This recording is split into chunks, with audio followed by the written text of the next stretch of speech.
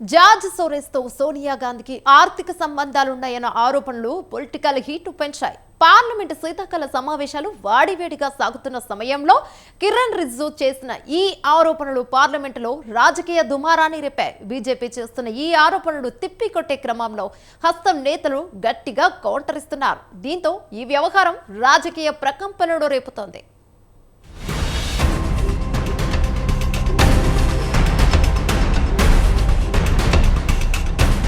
అదాని వ్యవహారమే కాదు, ఇటు George Soros అంశం కూడా పార్లమెంట్ ను కుదిపేస్తోంది. శీతాకాల సమావేశాల్లో భాగంగా సభా సమరం నడుస్తోంది. అధికారంలో ఉన్న మోదీ సర్కార్ను ఇరుకును పెట్టే వ్యూహంలో భాగంగా కాంగ్రెస్ నేతలు అదాని వ్యవహారంతో పాటు ప్రభుత్వ వైఫల్యాలను ఎండగడుతూ చర్చకు పట్టుబడుతున్నారు హస్తం నేతలు. అంతేకాదు వినూత్న రీతిలో నిరసనలకు దిగుతున్నారు.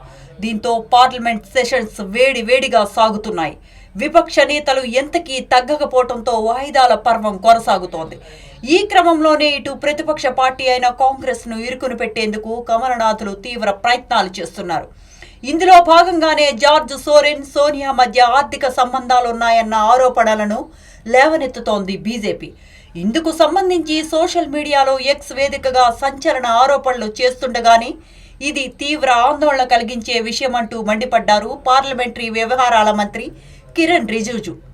భారత్ వ్యతిరేక చర్యలకు పాల్పడుతున్న జార్జ్ సోరోస్తో కాంగ్రెస్ పార్టీకి సంబంధాలున్నాయని, ఇలాంటి విషయాలను రాజకీయంగా చూడకూడదని, దేశ వ్యతిరేక శక్తులకు వ్యతిరేకంగా ఐక్యం కావాల్సిన అవసరం ఉందని సంచలన వ్యాఖ్యలు చేశారు రిజిజు.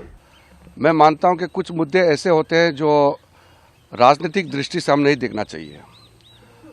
जॉर्ज सोरोस और उसके जो लिंक्स सामने में जो आए हैं, चाहे राहुल गांधी जी का नाम हो, चाहे सोनिया गांधी जी का नाम हो, हम इसको कांग्रेस पार्टी के रूप से भी नहीं देखते हैं. कोई भी भारतीय अगर विदेशी ताकतों के साथ जो भारत विरोधी है उनसे लिंक होते हैं और भारत का खिलाफ काम करते हैं तो गंभीरता से लेना चाहिए. हम इसको पार्टीबाजी के रूप से नहीं देखते हैं. हम हाउस चलाना चाहते हैं, अच्छी तरह से हाउस चले, हम बिल्स भी पास करेंगे, कई मुद्दे उठाना चाहते हैं. మరోవైపు సోషల్ మీడియా వేదికగా సోనియా గాంధీపై ఆరోపణలు చేసిన బీజేపీ రాజీవ్ గాంధీ ఫౌండేషన్ కు సోనియా గాంధీ నేతృత్వం వహించడం జార్జ్ సోరోస్ ఫౌండేషన్ తో భాగస్వామ్యానికి దారితీసిందని తెలిపింది.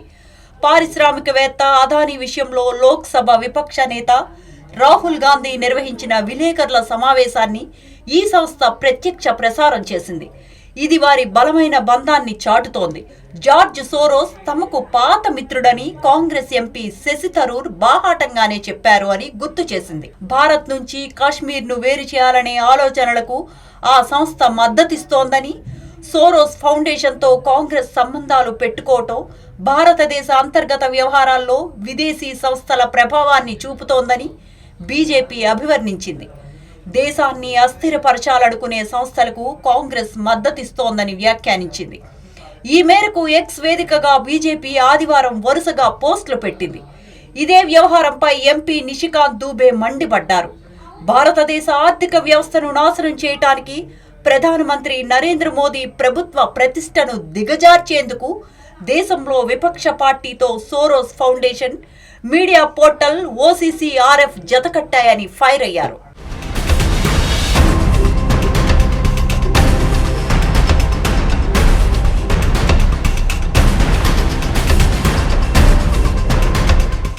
అయితే బీజేపీ చేస్తున్న ఈ ఆరోపణలు తిప్పికొడుతున్నారు కాంగ్రెస్ నేతలు.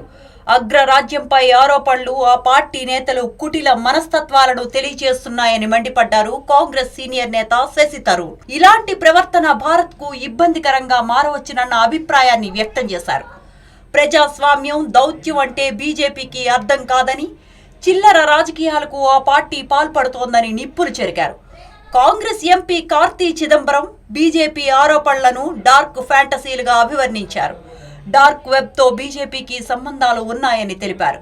తాము దేశభక్తులమని, ఎట్టి పరిస్థితుల్లోనూ దేశ వ్యతిరేక శక్తుల్ని సమర్థించే ప్రశ్నే తలెత్తనీయమని కార్తీ చిదంబరం ఎన్డీటీవీకి ఇచ్చిన ఇంటర్వ్యూలో వెల్లడించారు. దీనిపై పార్లమెంట్లోనూ చర్చ కొనసాగుతోంది. లోక్సభ పదే పదే వాయిదా పడుతోంది. అటు ఇండియా కూటమిలో పార్టీ ఆర్జేడీ కూడా ఆధారాలుంటే ప్రభుత్వం దర్యాప్తు చేయాలని డిమాండ్ చేసింది.